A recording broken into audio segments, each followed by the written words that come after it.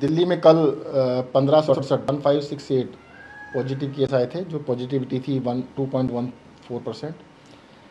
Positivity एक time पर 36% तक चली गई थी, जो धीरे धीरे कम होते हुए अब 2% के आसपास आ गई है। 2 से इस आज जो बुलेटिन आएगा 2 से भी थोड़ा कम होगा। पॉजिटिविटी भी कम है, नंबर ऑफ़ केसेस भी पहले से कम है। मुझे लगता है इसका सीधा सीधा असर लॉकडाउन की वजह से दिखाई दे रहा है। हॉस्पिटल्स के अंदर जो बेड ऑक्यूपेंसी है वो भी अब बेड काफ़ी बड़ी संख्या में हमारे पास खाली हैं। आईसीयू बेड्स भी अब लगभग आधे से ज़्यादा आईसीयू बेड भी खाली हो गए, आधे के करीब है। तो आईसीयू बेड भी खाली होने काफ़ी अवेलेबिलिटी बढ़ी है। तो इस टाइम दिल्ली के अंदर दिखाई दे रहा है कि जो पूरा का पूरा आईसीयू बेड अभी 2900 खाली है आउट ऑफ 6800, तो 33% के करीब हैं। बाकी बेड्स काफ़ी अवेलेबल हैं इस टाइम। दिल्ली के अंदर इस टाइम लग रहा है कि कोरोना थोड़ा कंट्रोल में है। सर, कोरोना के बाद एक ब्लैक फंगस माइक्रोमाइसिस जो हाँ, इसके सर उसके कितने मरीज है, टोटल नंबर अभी तक कितना है? देखिए 23 तारीख को लगभग 200 से ज़्यादा केस एक दिन में आए थे। कुल मिलाकर 600 के करीब केसेस दिल्ली में अभी तक आ चुके हैं। उसमें दिल्ली के लोग भी हैं, दिल्ली से बाहर के लोग भी हैं। 2 दिन से थोड़े केसेस 23 तारीख के मुकाबले 24 और 25 को जो केसेस आए हैं वो 100 से नीचे हैं प्रतिदिन, परंतु उससे पहले 200 से ज़्यादा आ रहे थे। सर कल कितने आ गए एक दिन का नंबर? एक दिन का नंबर लगभग 70 के करीब, उसमें से मतलब 1/3 दिल्ली के, 2/3 दिल्ली के, 1/3 बाहर के। सर, दवाई की बहुत किल्लत है ब्लैक देखिए फंगस की, ब्लैक उसकी फंगस क्या का जो स्थिति है? इंजेक्शन है वो केंद्र सरकार कोटा अलोकेट करती है, और उस कोटे के हिसाब से दिल्ली को जो कोटा मिल रहा है वो दिल्ली में पेशेंट बहुत ज़्यादा है, बहुत कम है, और उसकी दवाई की बहुत बड़ी किल्लत है। हम अपील करेंगे कि भाई ज़्यादा से ज़्यादा वैक्सीन इंजेक्शन दे। एक पेशेंट को 6 लगते हैं, तो हमारे को जैसे कल 370 मिले या 400 मिले, तो 400 में से तो कितने लोगों को लग पाएगा? 50, 60, 70 लोगों को लग पाएगा। 600 पेशेंट एडमिटेड है ऑलरेडी।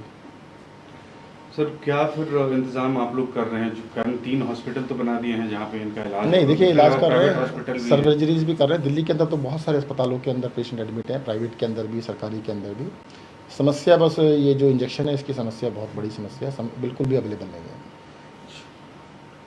सर, एक ये अभी तक थ्योरी थी कि जो कोरोना से ठीक हुए हैं, स्टेरॉइड जिनको दिया गया है, ब्लड शुगर जिनमें ज़्यादा है, उन लोगों को ये ब्लैक फंगस होता है। लेकिन बहुत सारे ऐसे केसेस हैं जिनको ये सारी समस्याएं नहीं है, स्टेरॉइड नहीं दिया गया, उसके बावजूद भी ये केस मिल रहा है। देखो, इसके पीछे क्या है कारण, कुछ बता पाते हैं? ये ना, ऐसा नहीं है कि स्टीरॉयड और कोरोना और आपको डायबिटीज़ सारे होने चाहिए।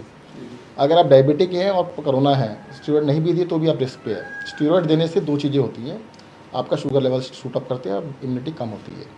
तो स्टीरॉयड देने से दोनों चीज़ों का रिस्क बढ़ जाता है। स्टीरॉयड नहीं दिए और शुगर अनकंट्रोल्ड है तो भी उतना ही रिस्क है। अगर शुगर कंट्रोल में नहीं है, कोरोना हुआ है आपको, तो वो जितने भी केस आ रहे हैं, मेरी पर्सनल नॉलेज में भी वैसे भी लोगों से बात किया, सारे केस ऐसे हैं जिनको कोरोना हुआ है। पहली चीज़ तो ये हो गई, कोरोना हो गया। अब कोरोना के बाद 2 चीज़ें हैं, अगर शुगर अनकंट्रोल्ड है तो स्टीरॉयड नहीं लिए तब भी हो सकता है, और स्टीरॉयड लेने से क्योंकि शुगर बहुत तेज़ी से बढ़ती है तो इसलिए चांसेस और ज़्यादा बढ़ जाते हैं, और स्टीरॉयड लेने से इम्यूनिटी भी कम हो जाती है। इसलिए कहा जाता है स्टीरॉयड दिया जाना बहुत ज़रूरी नहीं है, परंतु ऐसे केस ज़्यादातर आ रहे हैं जिनको स्टीरॉयड भी दी गए। सर जो शमशान और कब्रिस्तान में जो स्टाफ काम कर रहा है उनको अभी तक वैक्सीनेट नहीं किया गया। उनका कहना है कि उन्हें फ्रंटलाइन वर्कर मानकर वैक्सीनेट किया जाए, जो कि बहुत महत्वपूर्ण जिम्मेदारी वो निभा रहे हैं। कोरोना में जो शवों का अंतिम संस्कार वो लगातार कर रहे हैं। ठीक है, सर चलते हैं। सर, एक सवाल इसको लेके था, मोहल्ला क्लिनिक क्या स्थिति है अभी? मोहल्ला क्लिनिक के ऑपरेशन के कितने चालू हैं? कारण कई जगह से ये आ रहा है कि बंद पड़े हैं, देखिएगा, जानवर घूम रहे हैं इस तरह से। आप ना देखो, ये बीजेपी का प्रचार तो ना करें। बीजेपी लेकर जो लॉकडाउन होने की वजह से कंस्ट्रक्शन रुक गई, पिछले 1.5 महीने से रुकी हुई है। बहुत सारे मोहल्ला क्लिनिक अंडर कंस्ट्रक्शन है, इनका काम रुक गया है। उसके अलावा 450 मोहल्ला क्लिनिक हमारे तैयार हैं, जो चल रहे हैं, बिल्कुल चल रहे हैं। कई लोग ये भी कहते हैं, पता नहीं किस तरह की बातें करते हैं कि मोहल्ला क्लिनिक में कितने पेशेंट को एडमिट किया गया। वो ओपीडी है, सबको पता है, जनता को तो पता है अच्छी तरह। ओपीडी के अंदर एडमिशन नहीं होते हैं। कोरोना काल के अंदर सबसे ज़्यादा मोहल्ला क्लिनिक में पेशेंट गए, ज़्यादा बुखार वाले पेशेंट जा रहे थे, उनको चेक किया जा रहा था, तो उनको कहते थे भाई आपको लगता है कि कोरोना टेस्ट कराओ। तो बहुत बड़ी उन्होंने सेवा की है, और मोहल्ला क्लिनिक अभी भी दिन रात काम कर रहे हैं। जिनकी बात आपने की है कि अंडर कंस्ट्रक्शन है और काम रुक गया है, वो तो रुका हुआ है। नहीं अंडर कंस्ट्रक्शन है। हम हमारे यहाँ से कुछ रिपोर्टर्स गए थे, उन्होंने खुद देखा है जो चल रहा था बंद हो गया, उसकी बात मैं कर रहा हूँ। इसका कोई डेटा गवर्नमेंट के पास हो कितने बंद हैं कितने चल रहे हैं? नहीं, लगभग सारे चल रहे हैं, 10-15 को छोड़ के। 10-15। उसकी वजह ये थी कि काफ़ी जो इसमें डॉक्टर्स मान लो खुद इन्फेक्ट हो गए, पॉजिटिव आ गए, उसकी वजह से थोड़े दिनों के लिए बंद हो सकता है। सर वैक्सीनेशन की क्या स्थिति है? 400 सेंटर यूथ के लिए जो थे वो बंद हो गए हैं, क्या आगे कुछ बात हो रही है? कब तक वैक्सीनेशन देखिए, हो पाएगा, क्या होगा? यूथ के जो सेंटर्स हैं वो बिल्कुल बंद हो चुके हैं दिल्ली के अंदर, और वैक्सीन कहीं नहीं है, वैक्सीन नहीं मिल रही है। केंद्र सरकार से हमने रिक्वेस्ट की है, बार बार रिक्वेस्ट की है कि भाई वैक्सीन का इंतजाम किया जाए, जल्द से जल्द दिलाया जाए। सर उस स्टाफ पे भी बाइट दे दीजिए। ग्लोबल टेंडर को लेके बात हो रही थी, क्या आप लोगों को कहीं और मिल पाया है, कहीं और उपाय देख पाए, ढूंढ पाए? ये तो मजाक सा हो गया है ग्लोबल टेंडर ना, कि जी आपको क्या करा कि सारा कंट्रोल तो केंद्र सरकार का, बनाने वाले मैन्युफैक्चरर हिंदुस्तान में अलाउड कौन से हैं?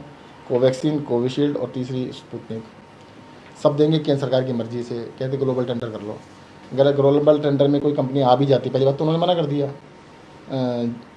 2-3 कंपनियों ने तो हमसे भी कह दिया, मोडर्ना ने कह दिया, उन्होंने कह दिया कि भी हम केंद्र सरकार से बात करेंगे, हम आपसे नहीं करेंगे। वो आ भी जाए तो अभी तो ऑथराइज ही नहीं है।